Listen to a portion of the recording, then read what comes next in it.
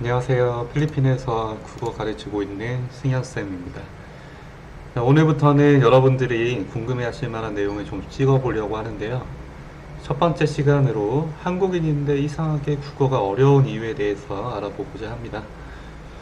우리는 한국인입니다. 그렇죠? 매일매일 한국어를 쓰고 매일매일 한국어로 이야기하고 생각하고 말하고 있어요. 그런데 이상하게 한국어로 시험만 보면, 특히 모의고사를 보게 되면 점수가 잘 안 나오는 경험을 하게 됩니다. 점수가 안 나온다는 것은 보통 뭐 빵점이 나오거나 30점이 나오거나 그런 경우는 거의 잘 없고요. 보통 이 정도 점수대가 제일 많아요. 60점대에서 80점대. 그 아이들이 겪고 있는 어려움이란 무엇이냐? 열심히 해도 점수가 잘 오르지 않는다. 이게 정말 이상한 게, 다른 암기 과목 같은 탐구 과목 같은 것은 집중적으로 공부를 하고 암기를 하면 점수대가 어느 정도 오릅니다. 해외에서 살게 되면 특히 영어 같은 경우에는 단어를 외우고 학원을 열심히 다니다 보면 오르는데, 국어 같은 경우에는 나는 책을 많이 읽었음에도 불구하고 내가 국어 공부를 열심히 했음에도 불구하고 60점대에서 80점대에서 멈춰 있는 경우가 굉장히 많아요.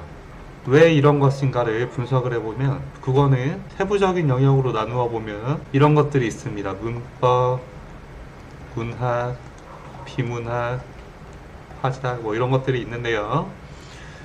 그 중에서 우리가 어렵다고 느끼는 부분은 어디냐? 다 지우고, 문법, 문학 중에서도 시, 고전시가, 그리고 현대시가 있는데, 고전시가 같은 경우에는 외우면 돼요. 작품 수가 몇 개 안 되고 공부를 열심히 하면 점수가 나옵니다.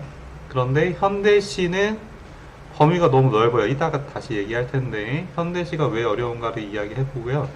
비문학 같은 경우에는 여러분들 너무 흔하게 겪는 문제죠. 시간이 없거나 아니면은 아예 처음 보는 것이거나 아니면 글 자체를 이해하지 못하거나. 자, 하나씩 보도록 하겠습니다. 문법 같은 경우에는 우리가 두 가지로 나눌 수가 있어요. 문법은 중세 문법이 있고요, 현대 맞춤법이 있습니다. 문법 같은 경우에는 열심히 외우면은 점수가 어느 정도 나옵니다. 수학 공식 같이 딱딱 정해져 있는 것이기 때문에 몇 가지 사례만 알고 외워야 될 범위 같은 것들이 정해져 있어요. 그런 것들만 마스터를 하시면 어느 정도 점수가 나오는 부분이고, 제일 어렵다고 느끼는 부분은 어디냐면 시입니다. 시 중에서도 현대시.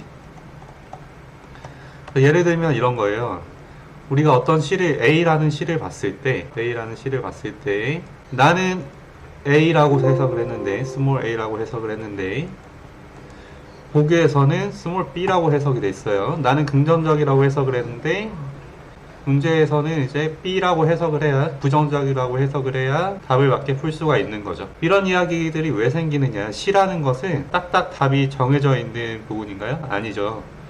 시라는 것은 사람에 따라서, 그리고 환경에 따라서, 시대에 따라서 얼마든지 다르게 해석할 수 있는 것이 시입니다. 그런데 문제에서 여러분들 해석한 것도 맞고 제가 해석한 것도 맞아요, 이렇게 하면 점수를 줄 수가 없잖아요. 그래서 여기에서는 반드시 힌트를 주게 됩니다. 시를 풀 때는 여러분들 순서를 기억하시면 돼요. 어떤 순서를 따라가시느냐? 자, 일단은 시를 먼저 보고요. 그 다음에 시에 딸린 보기가 있습니다. 보기 딸린 문제에서는 무엇이 나오느냐? 이 시를 어떻게 해석해야 될지에 대한 방향성을 제시해줘요. 예를 들어서 유추환의 깃발이라는 시를 우리가 봤을 때, 깃발은 내가 순수한 어떤 이념을 향해서 나아가야 하는 그렇게 해석을 해라. 깃발이 무슨 뭐 그리움이라든지 아니면은 뭐 깃발은 그냥 그 말 그대로 깃발이라든지 이렇게 해석하지 말고 내가 제시해 주는 대로 해석을 해라 라고 우리가 힌트를 얻은 다음에 어디로 가시느냐? 다시 문제 보기로 가서 거기에서 이제 해석에 대한 힌트를 얻어 가시는 거예요.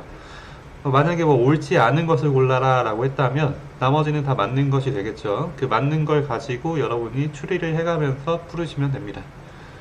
자, 일단 문제 푸는 법은 그렇고요. 다시 이야기로 돌아와서, 자, 국어라는 것이 왜 점수가 오르지 않냐면 이런 문제들 때문이에요. 자, 같은 시라도 얼마든지 다르게 해석이 될 수 있기 때문에 이런 것들이 우리는 이제 문제 풀 때 짜증이 나는 거죠. 나는 이렇게 해석을 했는데, 그러면은 내가 문제를 풀 때마다 아니면은 내가 시를 외울 때마다 이걸 다 적용을 해가면서 다 달달이 외워야 되나? 자, 여러분들 이 시, 현대시가 몇 개나 될 것 같으세요? 못해도 수백 수천 편이 되겠죠. 지금도 계속해서 시가 나오고 있고요. 그럼 이걸 다 외워서 우리가 해결할 수 있을까요? 절대로 해결할 수가 없습니다. 국어는 암기 과목이 아니고, 어떻게 보면 당연한 말이죠. 국어는 암기 과목이 아니고 방법에 대한 공부예요. 방법. 그럼 여러분이 해야 될 것은 무엇이냐? 내가 암기를 하는 것이 아니라 내가 어떤 시를 틀렸다면, 어떤 시에 대해서 몰랐다면 그 시에 대해서 달달달달 외우고, 다른 시가 나오면 그걸 달달달달 외우고, 그렇게 하는 것이 아니라 내가 어떤 방법을 따라가고 있는지 나의 방법을 점검하고 고치는 행동을 반복 수행해야 한다. 자, 이게 무슨 말이냐? 조금 어려운 말로 우리가 뭐라 그러냐면 메타인지라고 그럽니다. 이걸 메타인지. 어려운 말 잘 몰라도 돼요. 자, 문제가 보통 어떻게 나오냐면 시 한 3개에 문제가 한 5개, 4개에서 5개쯤 딸려 나옵니다. 그 중에서 첫 번째 문제는 뭐 전체 내용 파악, 두 번째는 보통 시어 문제 파악이 많이 나와요. 시어의 의미 파악이 나오고요. 3번이 보기가 딸린 문제들이 나오게 됩니다. 보기가 딸린 문제. 보기에 따라서 이 시를 해석한 것은, 보기에 따라서 이 시를 해석한 것으로 옳지 않은 것은, 뭐 이런 문제들이 나와요. 그리고 4번 같은 경우에는 디테일한 문제, 디테일에 대한 문제 하나쯤 나올 수도 있고요. 5번 같은 경우에는 보통 뭐가 나오냐면 뭐 단어 같은 것이 나옵니다. 단어. 어휘죠. 사자성어가 나온다든지, 자, 보기 밑줄 친 아니면은 가로친 A 부분에 맞는 사자성어에 해당하는 것은, 아니면은 시어의 해석으로 올바른 것은, 이런 문제들이 주로 나오게 됩니다. 우리가 해결해야 될 것은 1번, 3번, 그리고 2번 정도, 마지막에 2번 정도 하면은 나머지 같은 경우에는 4번하고 5번 같은 경우에는 암기로 풀 수가 있어요. 그럼 우리는 생각을 하는 거예요. 자, 첫 번째 우리가 1번을 봤을 때 나는 이 시를 읽고 난 다음에 1번을 풀기 위해서 어떻게 생각을 하는가? 나는 이 시를 어떤 시어 또는 분위기 때문에 어떻게 해석을 했고, 그래서 몇 번을 골랐는가? 이걸 일단 분석을 하셔야 돼요. 이걸 이제 메타인지 분석을 한다고 그러는 거예요. 그 다음에 뭘 하셔야겠어요? 답을 보고, 답을 외우는 것이 아니라, 이번에는 답을 줄줄줄줄 외우는 것이 아니라 내가 아까 어떤 시어를 골랐는지, 그리고 어떻게 해석을 했는지 얘를 갖다가 하나의 과정이잖아요. 이것들은 이제 1번 과정, 2번 과정, 이제 3번 과정, 이렇게 볼 수가 있겠는데, 이 과정 중에서 어디를 잘못했는가를 분석을 하시고, 그 다음에 잘못된 부분을 수정하는 거죠. 내가 만약에 어떤 시어를 보고 전혀 엉뚱하게 해석을 했다면, 이런 경우 굉장히 많거든요.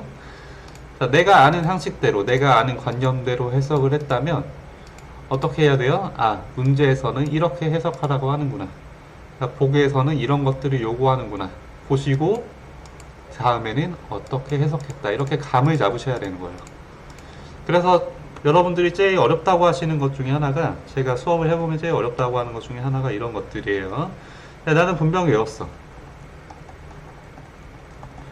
나는 분명히 개념을 외웠어요. 개념을. 뭐 역설법, 도치법, 뭐 이런 것들을 외웠어요. 그런데 막상 시를 보면 이게 역설법인지 반어법인지 이런 것들을 찾을 수가 없는 거예요. 그런 것들은 내가 잘못 외웠기 때문이 아니라 이런 과정에 대한 훈련들이 안 된 거예요. 내가 어떤 시어 때문에 어떻게 해석을 했는지를 알려면 어떻게 해야겠어요?